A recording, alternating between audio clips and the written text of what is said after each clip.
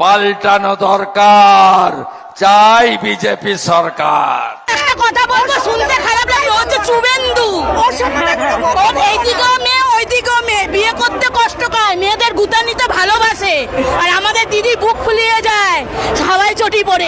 বাংলায় কোনো বহিরাগত সরকারদের আমরা এখানে চাই না, বহিরাগত কোনো অ্যালাউ নেই এখানে। মমতা ব্যানার্জি সরকার পশ্চিমবাংলা যে উন্নয়ন করেছে 50 বছর থাকবে। শুভেন্দু অধিকারী নেতা বলেই মনে করি না, শুভেন্দু অধিকারী নেতা বলেই মনে করি না। ওর কেন্দ্র ছাড়া যে কোনো এক জায়গায় দাঁড়ুক না, যে কোনো এক জায়গায় দাঁড়াক, ওকে 2 লক্ষ ভোটে হারাবো, 2 লক্ষ ভোটে। 2021-এ তো চুরি করে দিতেছে, লোডশেডিং করে দিতেছে। ও আবার নেতা, ও কিসের নেতা? এবার নিজের আসনটা বাঁচার ভবানীপুরে বলি পাটা হয়ে গেছে।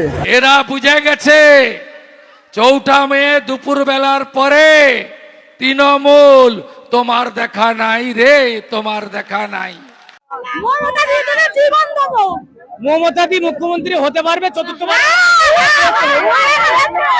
2016-তে বিজেপি 3টে আসন পেয়েছিল। এবারে আমাকে বিশ্বাস করে রাখুন আপনারা। কাকে বিশ্বাস করবে বাংলার মানুষ? একটা চোর, ধর্ম ব্যবসায়ীর, সাম্প্রদায়িক বিভেদ সৃষ্টিকারী, লোডশেডিং মানসিকতার নেতাকে? বিষয়টা কি ভীষণ হাস্যকর হয়ে যায় না? যদি হঠাৎ করে কোনো পাগল এসে বলে আমাকে বিশ্বাস করুন, তাহলে কি মানুষ এত সহজে সেই পাগলকে বিশ্বাস করবে? মনে হচ্ছে এটা যেন মামার বাড়ির আবদার, যে বাংলায় তোমার মতো ভণ্ড নেতা হতে চাইবে আর বাংলার মানুষ সেটা তোমার হাতে তুলে দিবে। বিজেপির বিতর্কিত নেতা শুভেন্দু অধিকারীর এটা মনে রাখা দরকার, পশ্চিমবঙ্গে কোনো বহিরাগত মানসিকতার রাজনীতির ঠাঁই নেই। যতই লাফালাফি ঝাপাঝাপি করো না কেন, বাঙালির রায় বাঙালিরাই দেবে, ভোটের মাধ্যমেই দেবে। কোনো তার কাটা মালকে বাংলার জনগণ মুখ্যমন্ত্রী বানাবে, এটা শুধু কল্পনাতেই সম্ভব, বাস্তবে নয়। বাস্তবে এসব নেতা বেঁচে থাকে সোশ্যাল মিডিয়ার ভিউ আর বাইরে থেকে ভাড়া করে আনা লোকজনের ভিড়ের উপর নির্ভর করে। বাংলার রাজনীতিতে আজ আবারও এক তীব্র উত্তেজনা তৈরি হয়েছে। একদিকে শাসক দলকে ঘিরে মানুষের সমর্থন ও প্রত্যাশা, অন্যদিকে বিরোধী রাজনীতিকে কেন্দ্র করে চলছে ব্যাপক আলোচনা ও বিতর্ক।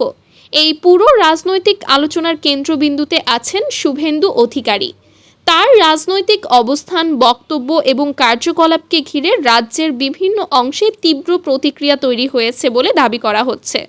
অনেকের মতে বর্তমান রাজনৈতিক পরিস্থিতিতে বিভিন্ন দলের মধ্যে যে টানাপোড়েন তৈরি হয়েছে, তা সাধারণ মানুষের মধ্যেও বিভক্ত মত তৈরি করছে। এক পক্ষ মনে করছে রাজ্যের উন্নয়ন ও স্থিতিশীলতার জন্য বর্তমান শাসক দলের ধারাবাহিকতা প্রয়োজন, অন্যদিকে বিরোধী দলের দাবি রাজনৈতিক পরিবর্তন ছাড়া বিকল্প পথ খোলা নেই। এই দুই ভিন্ন মতের কারণে রাজ্যের রাজনৈতিক পরিবেশ ক্রমেই উত্তপ্ত হয়ে উঠছে। নির্বাচনকে কেন্দ্র করে শুরু হয়েছে নতুন করে প্রচার, পাল্টা বক্তব্য এবং রাজনৈতিক আক্রমণ পাল্টা আক্রমণ।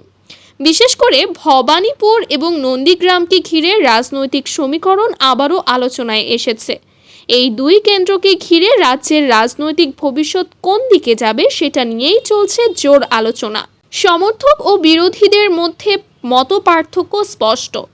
একদিকে অনেকে বলছেন উন্নয়নের ধারাবাহিকতা বজায় রাখা জরুরি, অন্যদিকে অনেকে পরিবর্তনের পক্ষে মত দিচ্ছেন।